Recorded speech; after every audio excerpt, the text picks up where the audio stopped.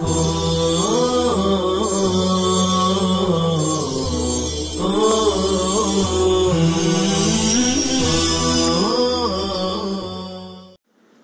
لله رب العالمين والصلاة والسلام على سيد الأنبياء والمرسلين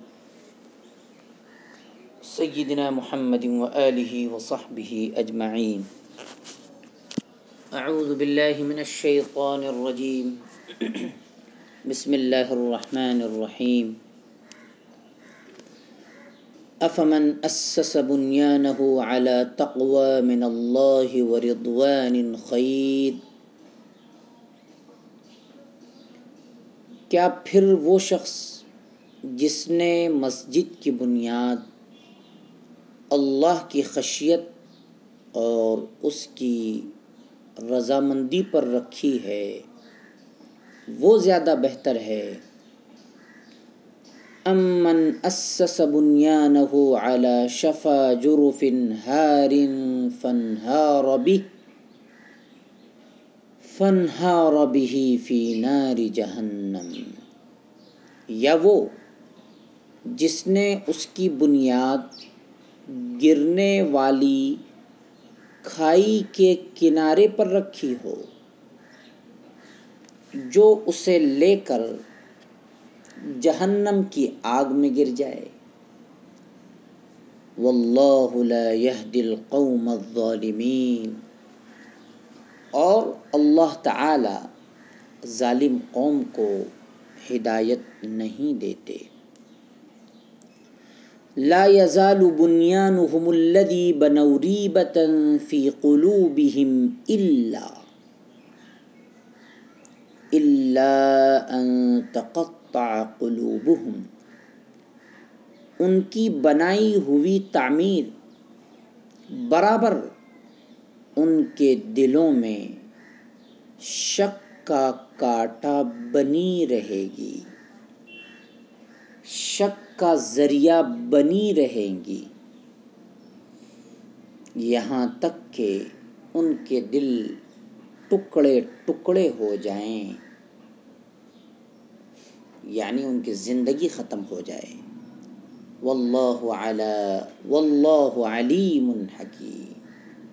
اور اللہ علم والے حکمت والے ہیں.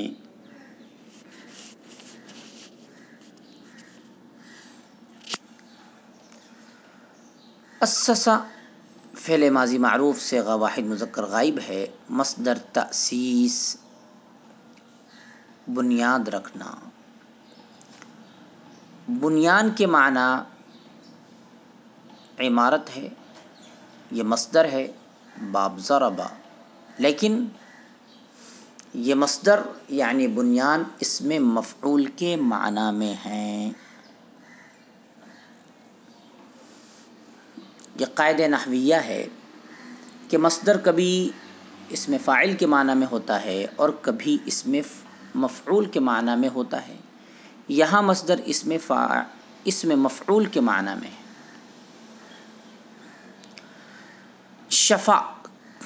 شفا کے معنی ہے کنارہ. تثنیہ آتا ہے شفوان اور جمع آتی ہے اشفاء. تو گویا شفا واحد ہے، جمع ہے اشفاء، معنی کنارہ. جرف یہ واحد ہے، معنی گھاٹی کھائی، جمع آتی ہے اجراف اور جروف. ہارن یہ اسم فاعل واحد مذکر ہے.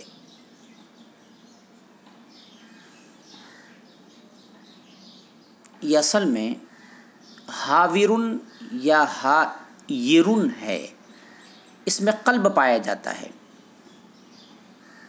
یعنی قلب کا مطلب یہ ہے کہ خلاف قیاس را کو مقدم کر دیا گیا.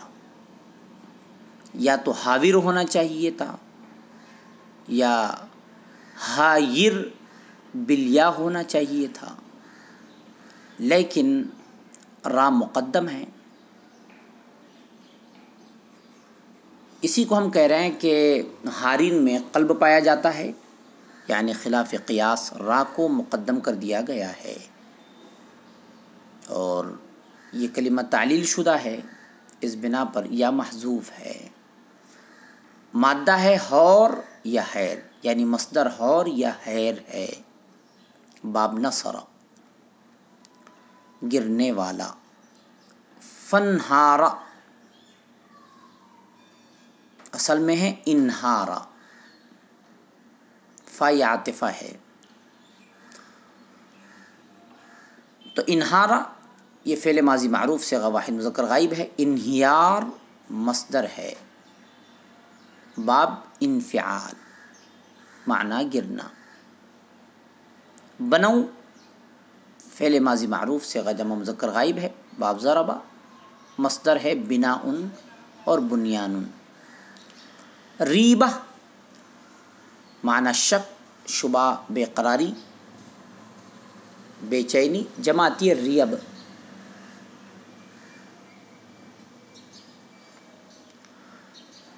تقطع یہ اصل میں ہے تتقطع، اس میں ایک تا کو تخفیف کے لیے حذف کر دیا گیا ہے۔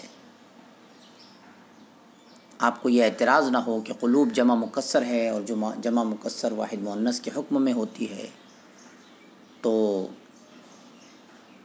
فاعل جب مؤنث تو فعل بھی مؤنث ہونا چاہیے، تو یہ تقطع یہ فعل مضارع معروف صیغہ واحد مؤنث غائب ہے، اصل میں ہے تتقطع، ایک یا کو تخفیف کے لیے حذف کر دیا گیا ہے، لہذا کوئی اعتراض نہیں۔ تقطع مصدر ہے باب تفعل، معنی ٹکڑے ٹکڑے ہونا۔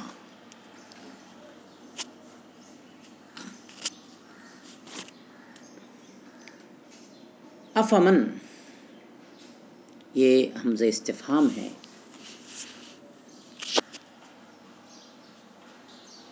اور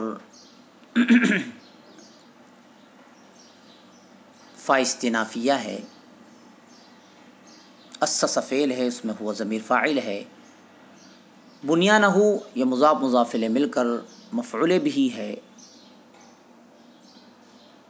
اعلی تقوی یہ جار مجرور مل کر اسس فعل سے متعلق ہے، ورضوان میں واو عاطفہ ہے، رضوان کا اللہ پر عطف ہے، اللہ مجرور، اس بنا پر رضوان بھی مجرور ہے۔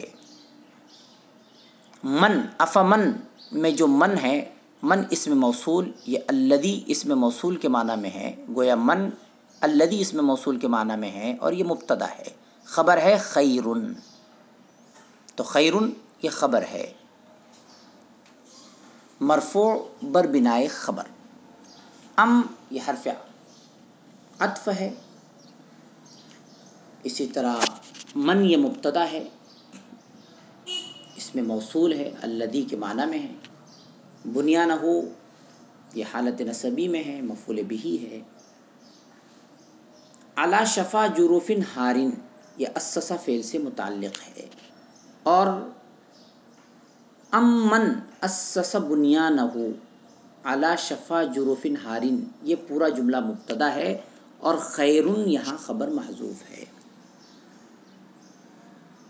فنہارا میں جو فا ہے یہ عاطفہ ہے، بہ یہ جار مجرور مل کر انہارا فعل سے متعلق ہے، لا یزالو یہ فعل ناقص ہے، بنیانہم یہ مضاف مضاف الیہ مل کر اس کا اسم ہے، الذی یہ بنیان کی صفت ہے، ریبتن یہ لا یزالو فعل ناقص کی خبر ہے۔ آپ کو یہ شبہ نہ ہو کہ یہ بنو فعل کا مفعول بھی ہے، یہ مفعول بھی نہیں ہے، بلکہ لا یزالو فعل ناقص کی خبر ہے، لہذا بر بنائے خبر منصوب ہے، نہ کہ مفعول بھی ہونے کی بنا پر۔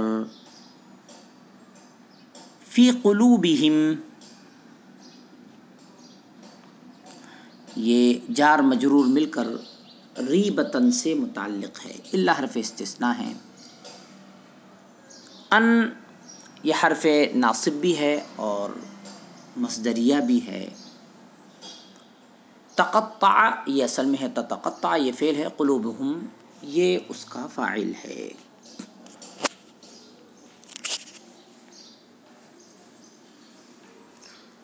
ہم تشریح آیات کی ابتدا کر رہے ہیں. والذین اتخذوا مسجدا ضرارا وکفرا وتفریقا بین المؤمنین وارصادا والی آیت سے. منافقین ہمیشہ مسلمانوں کے خلاف سازشوں میں لگے رہتے تھے. اسی سلسلے کا ایک واقعہ یہ پیش آیا کہ 10-12 منافقین نے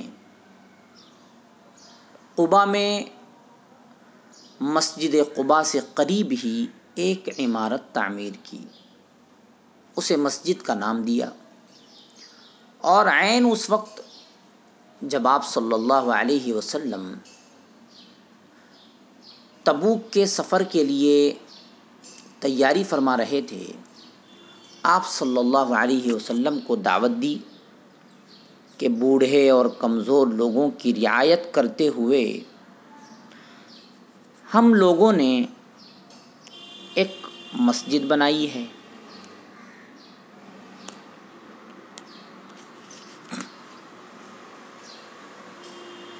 آپ صلی اللہ علیہ وسلم آپ صلی اللہ علیہ وسلم سے ریکویسٹ درخواست کر رہے ہیں کہ آپ اس مسجد میں نماز پڑھا کر اس کا افتتاح فرما دیجئے. بظاہر اس کا مقصد برکت حاصل کرنا تھا، لیکن حقیقت میں نیت یہ تھی کہ اگر آپ صلی اللہ علیہ وسلم نماز پڑھا دیں گے تو مسلمان مطمئن ہو جائیں گے. یہ شبہ نہ ہوگا کہ اس مسجد کو کسی سازش کے مرکز کے طور پر تعمیر کیا گیا ہے.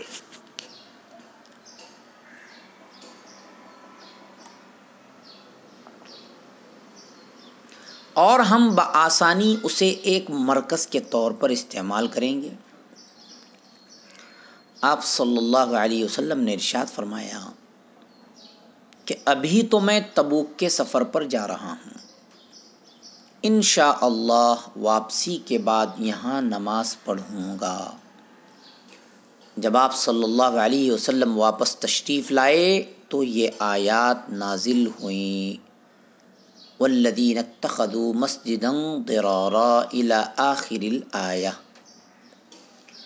جس میں فرمایا گیا کہ اگرچہ منافقین نے اس کو مسجد کا نام دیا ہے اور اچھی نیت کا اظہار کر رہے ہیں، لیکن حقیقت میں یہ مسجد نہیں ہے، بلکہ اسے اس لیے بنایا گیا ہے کہ اسلام اور مسلمانوں کو نقصان پہنچایا جائے. کفر و انکار کی جو باتیں کھلے عام نہیں کی جا سکتی وہ چھپ چھپ کر یہاں کی جائیں. مسلمانوں کے گروپوں میں تقسیم کر دیا جائے، مسلمانوں کو گروپوں میں تقسیم کر دیا جائے.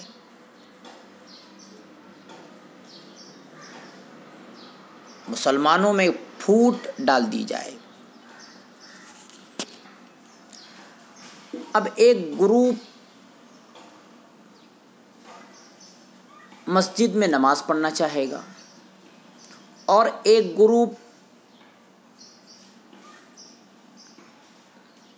اس مسجد میں نہیں پڑھنا چاہے گا.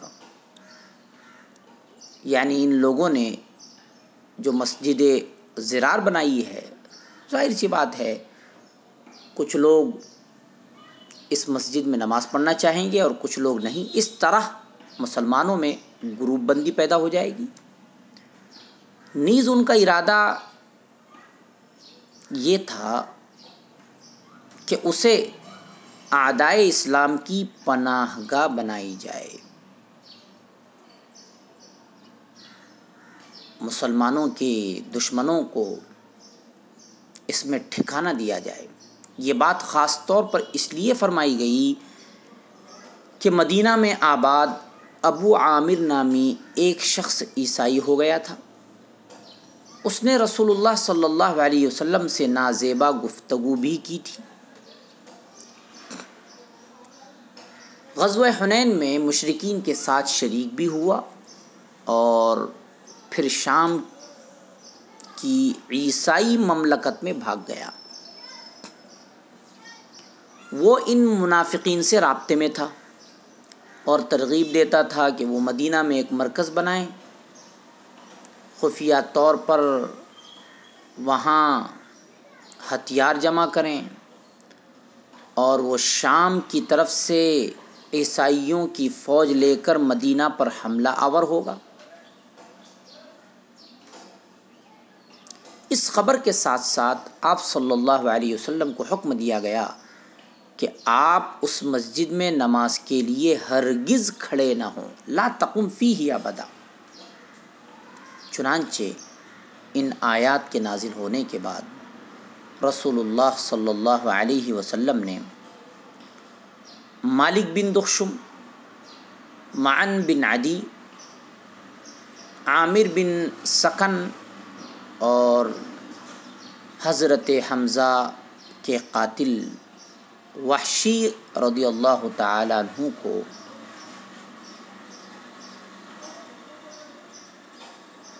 اس مسجد کو منہدم کرنے کا حکم دیا جو منافقوں نے بنائی تھی۔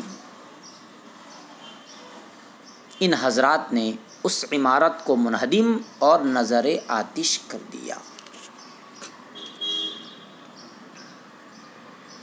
علامہ قرطبی رحمہ اللہ نے تفصیل سے اس کا ذکر کیا ہے۔ بہرحال اس واقعے میں کچھ عبرت آموز باتیں ہمیں معلوم ہوتی ہے۔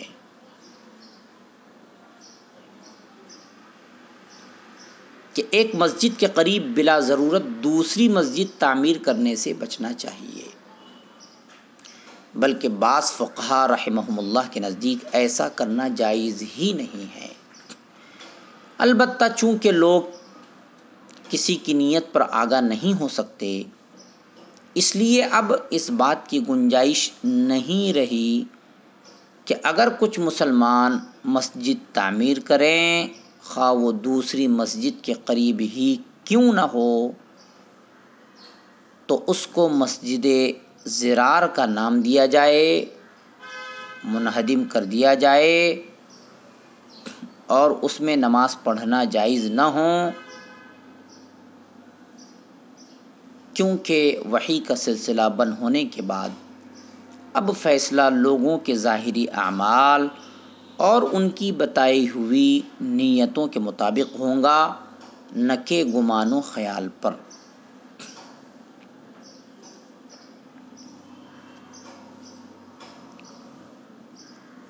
لا تقم فیہ ابدا لمسجد اسس علی التقوی من اول یوم احق ان تقوم فیہ، یعنی منافقین کی یہ عمارت اس مسجد کا درجہ کیسے حاصل کر سکتی ہے جس کی بنیاد تقوی پر رکھی گئی ہے۔